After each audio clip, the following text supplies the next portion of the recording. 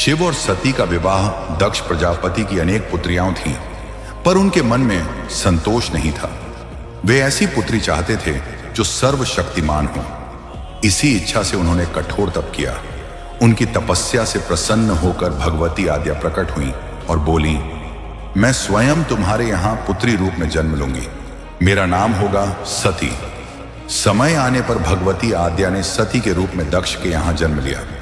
सती बचपन से ही अलौकिक थी। जब वे विवाह योग्य हुई तो ब्रह्मा जी ने कहा, सती आदि शक्ति हैं और शिव आदि पुरुष, इसलिए शिव ही उनके योग्य वर हैं। इस प्रकार सती का विवाह भगवान शिव से हुआ और वे कैलाश में रहने लगी। एक बार ब्रह्मा की सभा में दक्ष आए। सभी देवता खड़े हो गए, पर भगवान शिव नहीं उठे। इससे दक्ष के मन में शिव के प्रति वैर उत्पन्न हो गया। कुछ समय बाद दक्ष ने एक विशाल यज्ञ का आयोजन किया, पर जानबूझकर शिव को आमंत्रित नहीं किया। सती ने यज्ञ की बात सुनी और पिता के घर जाने की अनुमति मांगी। शिव ने मना किया, पर सती के आग्रह पर उन्हें जाने दिया और वीरभद्र को साथ भेजा। यज्ञ में सती का अपमान हुआ। दक्ष ने शिव को भूतों का स्वामी कहकर निंदित किया और यज्ञ में उनका भाग भी नहीं रखा। यह सुनकर सती का हृदय विदीर्ण हो गया।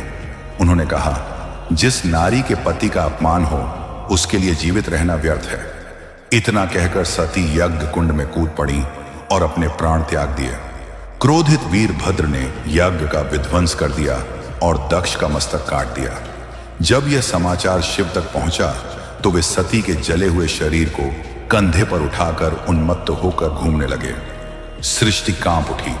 तब भगवान विष्णु ने अपने चक्र से सती के शरीर के अंग पृथ्वी पर गिराए।